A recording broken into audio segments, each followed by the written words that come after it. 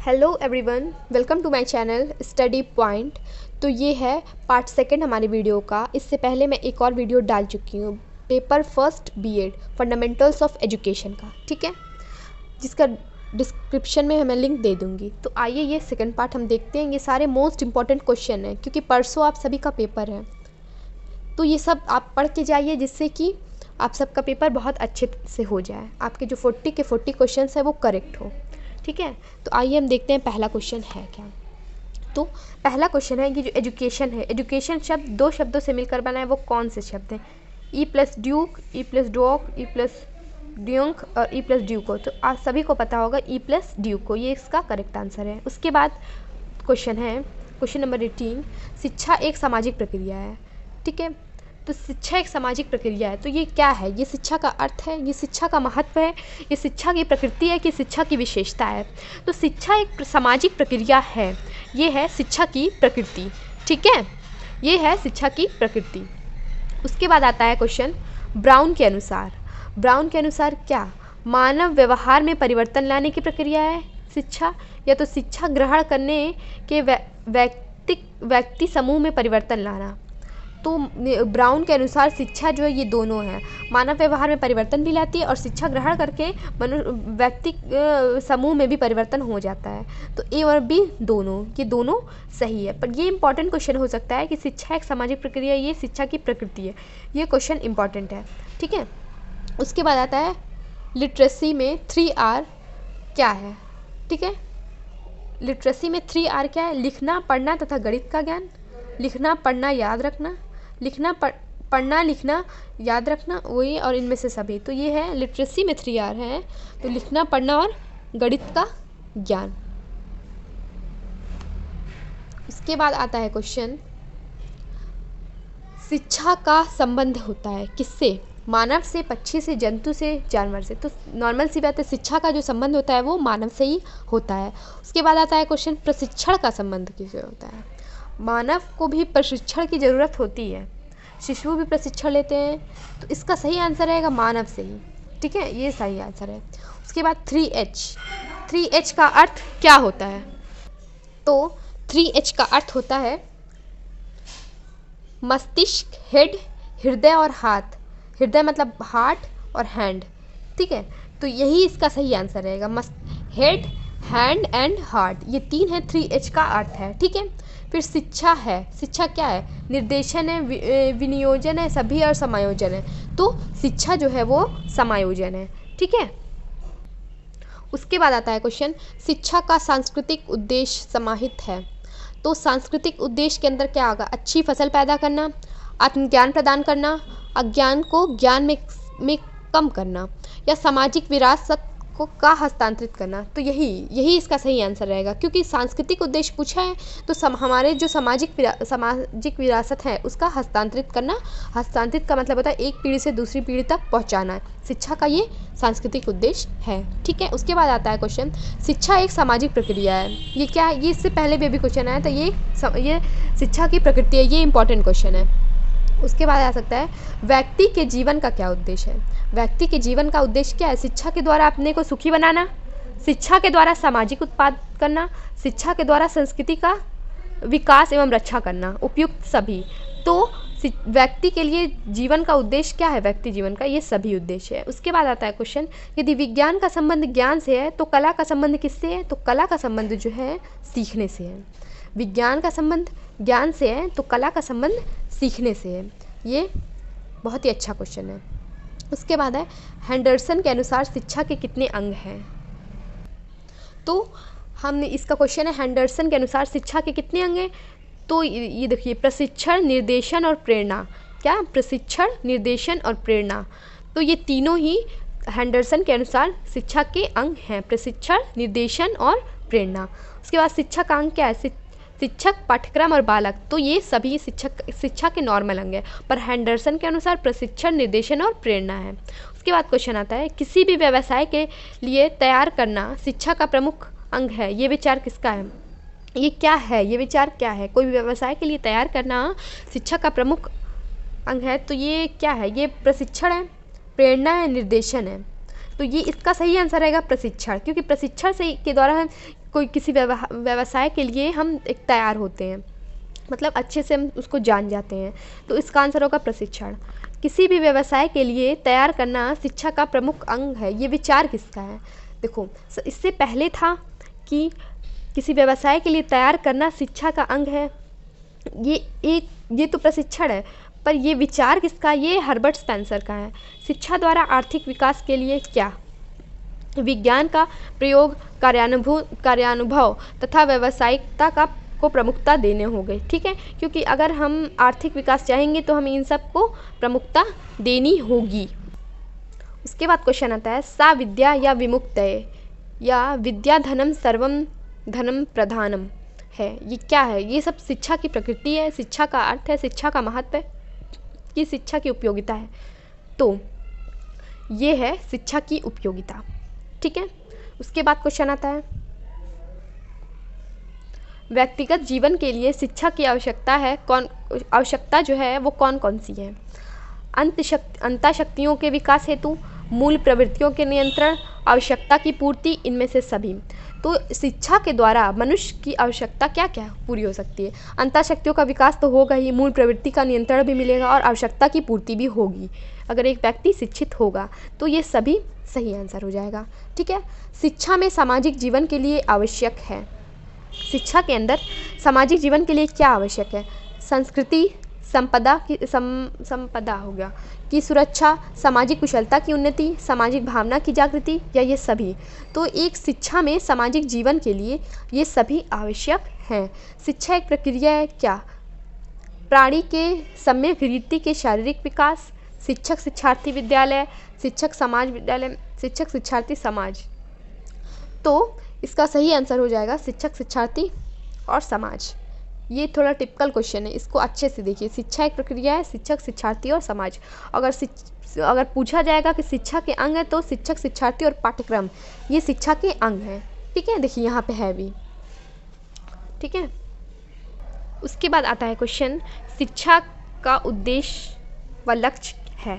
ठीक है, मानव प्रकृति, रचना और संबंधित समस्याओं तथा उपागमों का पता लगाना, मानवीय आत्मा का ज्ञान तथा उनकी शक्तियों का पता लगाना, व्यक्ति और समाज का संबंध, इनमें से सभी।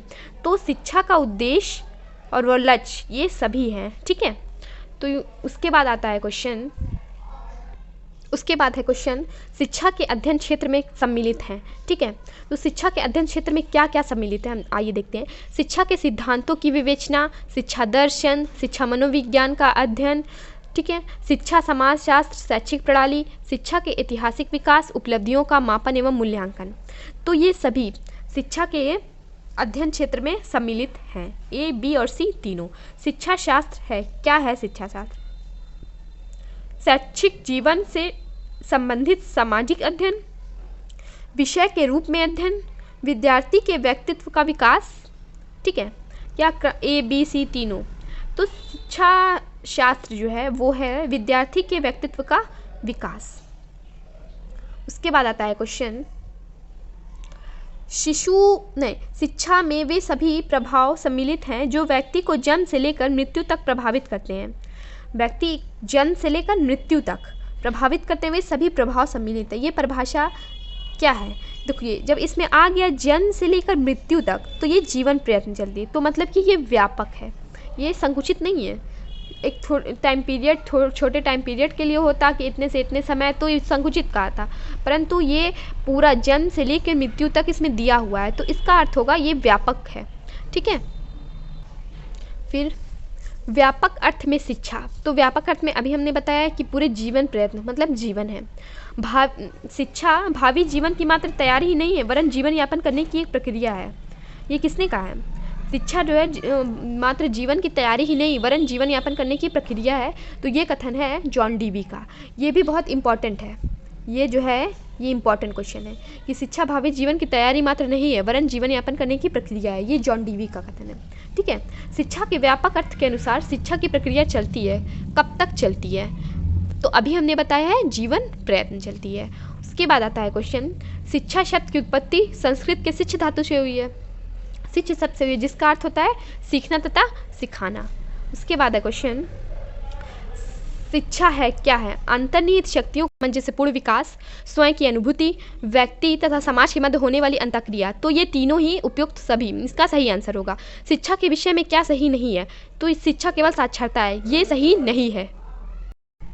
स्वस्थ शरीर में स्वस्थ मस्तिष्क का विकास होता है, ये बहुत ही इंपॉर्टेंट है। ये हर बार पूछा जाता है एग्ज़ाम में, चाहे कोई भी कम्पिटेटिव एग्ज़ाम हो, टीचिंग से रिलेटेड या बीएड या बीटीसी का एग्ज़ाम हो, ये ज़रूर पूछा जाता है कि स्वस्थ शरीर में स्वस्थ मस्तिष्क का विकास होता है। ये किसका कथन है? तो ये है अरस्तु का। ये आप लोगों को याद होना चाहिए एकदम अच्छे से। फिर आता है शिक्षा आजीवन चलने वाली प्रक्रिया है। तो अभी हमने बताया है इससे पहले, जो आजीवन आ जाए, जीवन से मृत्यु तक, तो ये है व्यापक अर्थ। शिक्षा का अर्थ किस प्रक्रिया के अर्थ को व्यक्त करता है? तो ज्ञान प्राप्त करना, अध्ययन करना। शिक्षा का मतलब होता है सीखना। उसके बाद आता है क्वेश्चन, शिक्षा की कौन कौन सी धाराएं हैं?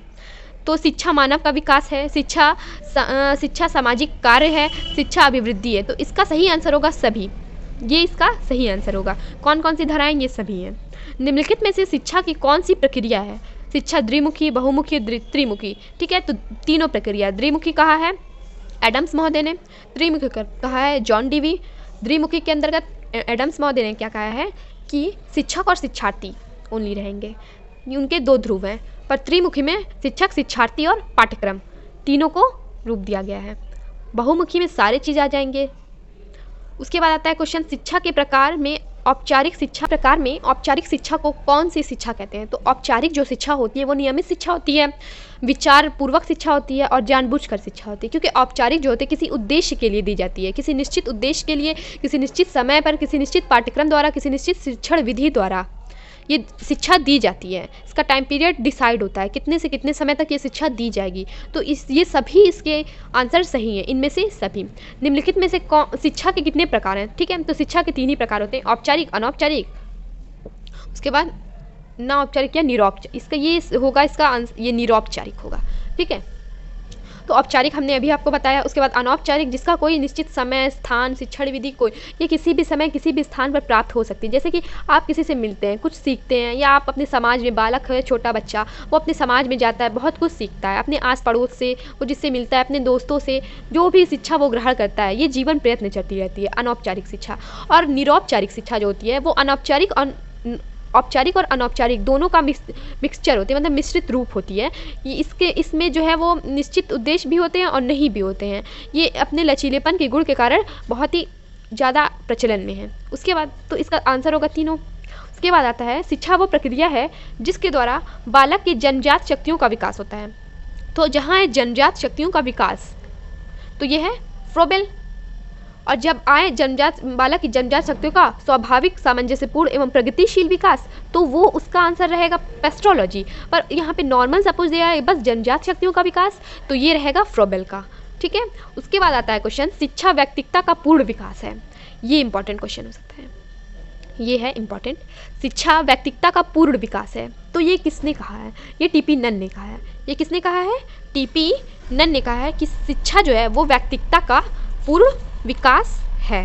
ठीक है, और इससे पहले हमने एक वीडियो में बताया था उत्तम चरित्र का विकास ही शिक्षा है, तो ये हर्बर्ट स्पेंसर ने कहा था। ये भी बहुत इंपॉर्टेंट है कि उत्तम चरित्र का विकास ही शिक्षा है, हर्बर्ट स्पेंसर ने कहा है। और शिक्षा व्यक्तित्व का पूर्ण विकास है, ये टीपी नन ने कहा है।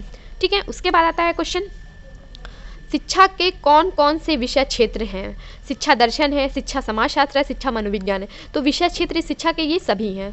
ठीक है, उसके बाद आता है क्वेश्चन, एडम्स ने शिक्षा को त्रिमुखी प्रक्रिया बताया है। बताओ, हमने अभी बताया इससे पहले कि एडम्स ने द्विमुखी प्रक्रिया बताया। त्रिमुखी प्रक्रिया जो है वो जॉन डीवी ने बताया है, तो इसलिए इसका आंसर ये असत्य है। ठीक है, शिक्षा शब्द की उत्पत्ति संस्कृत भाषा के शिक्ष शब्द से हुई है, जिसका अर्थ होता है सीखना और सिखाना। ये सही आंसर होगा इसका।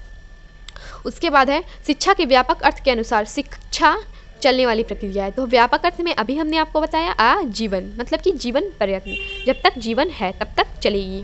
उसके बाद लास्ट क्वेश्चन आता है, नहीं ये इसके बाद वाला लास्ट होगा, मनुष्य प्रत्येक अनुभव द्वारा ज्ञान प्राप्त करता है। ये बात सत्य है कि असत्य? तो ये बात सत्य है, बिल्कुल सत्य है। उसके बाद लास्ट क्वेश्चन है हमारी वीडियो का, प्रशिक्षण कब कब दिया जाता है? तो असमय और समय, तो प्रशिक्षण देने का एक समय निश्चित होता है, वो समय पर ही दिया जाता है। तो ये था हमारा वीडियो जिसमें सारे इंपॉर्टेंट क्वेश्चंस थे। ठीक है, तो अगर आपको हमारा वीडियो अच्छा लगा हो तो इसे ज़रूर अपने फ्रेंड्स के साथ शेयर कीजिए और हमारे चैनल को सब्सक्राइब कीजिए और लाइक करना मत भूलिएगा। ठीक है, थैंक यू सो मच।